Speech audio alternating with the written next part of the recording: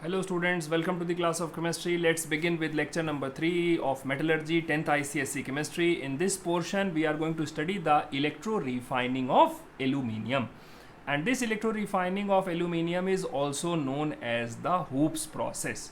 So this is what we are going to study in this video lecture. You can revise lecture number 1 and lecture number 2, in which we have already discussed a few points about the aluminium. So to begin with, I'll quickly revise how we have reached to this place. In the first step, we do the Bayer's process. In Bayer's process, what was the agenda in Bayer's process? We were doing the concentration of ore. Concentration of the ore was done, and our ore was bauxite. Bauxite, we cleaned it up and made it Al2O3, and then in the second step we did the Hals-Héroult's process. Hals-Héroult's process. This process was electrolytic reduction, and we got aluminium from this, and this aluminium was approximately 99% pure. And in the third step, this one, we will do the electro refining of aluminium. We already have some aluminium, let us call this the impure aluminium, and we need to purify it. What is electro refining? Electro refining is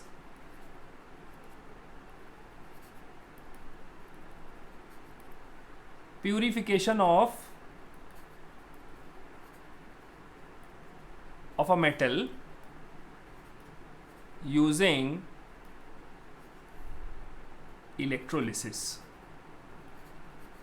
तो यहाँ पे आ जाओ, इसको देखा जाए.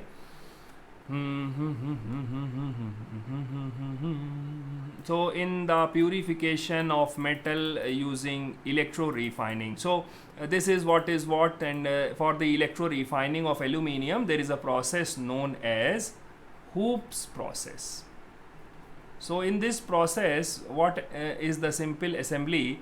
We take a container, okay, we have taken a container, and this in this container we will do the electrolytic process. So what we need to do here is, let us put some, okay, we have taken a layer of impure aluminium. Impure aluminium can be at the bottom, yes, it can be anywhere, but then let us do this one. This question comes almost every other year in the ICSE. This diagram is made and they ask you where is the impure aluminium, so you can put the impure aluminium over here. Alright, I have put the impure layer of aluminium.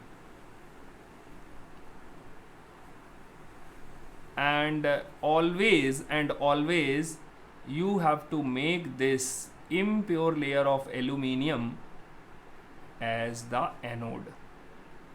And children, remember, in a battery the plus put a charge and the plus side is always known as the anode.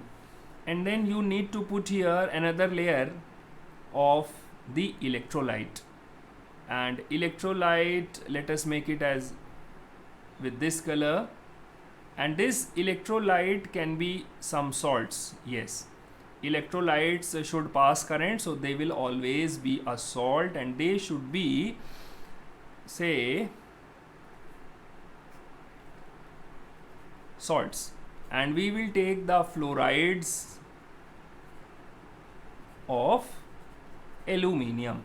So we should say, let us take Na3AlF6 and let us take CaF2. So these are the electrolytes that we have taken, and above this you take a layer of, okay, well, let us take with yellow color.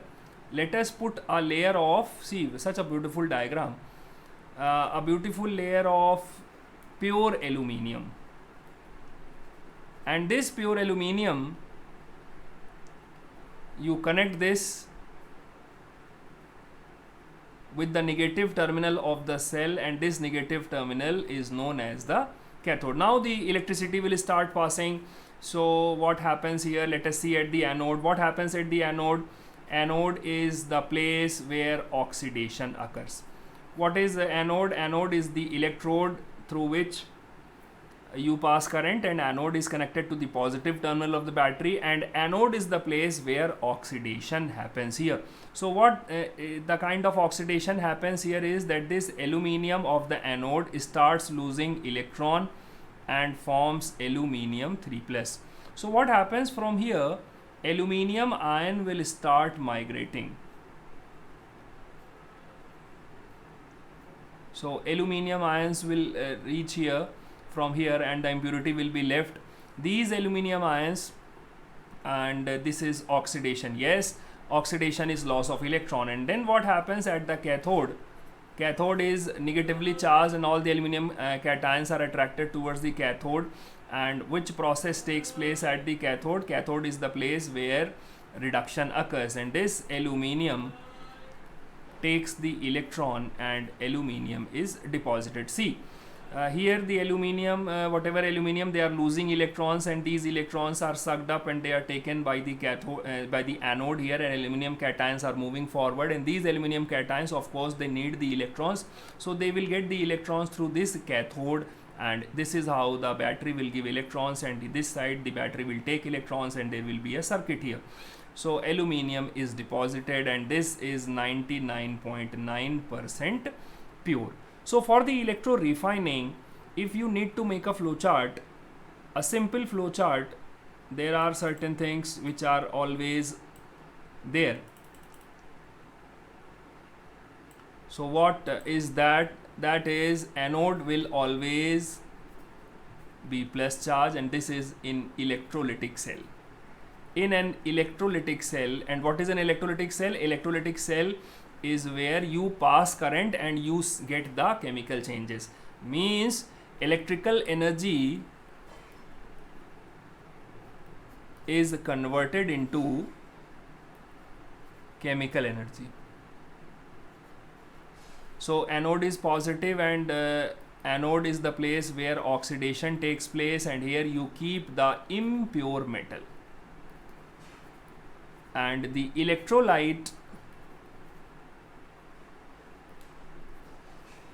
should always contain the same metal cation. So when such a thing happens, the impure metal, over here we have taken aluminium, and over here we have taken Na3Al(F6) as the electrolyte. So this is where you get the aluminium cation. So what happens? This aluminium, this one, starts losing electrons and makes the cations, and these cations will start migrating towards the cathode. So impurities will be left here, and all the aluminium will escape out. And what happens at the cathode? Cathode is also made up of pure aluminium here. Cathode is minus, and reduction takes place.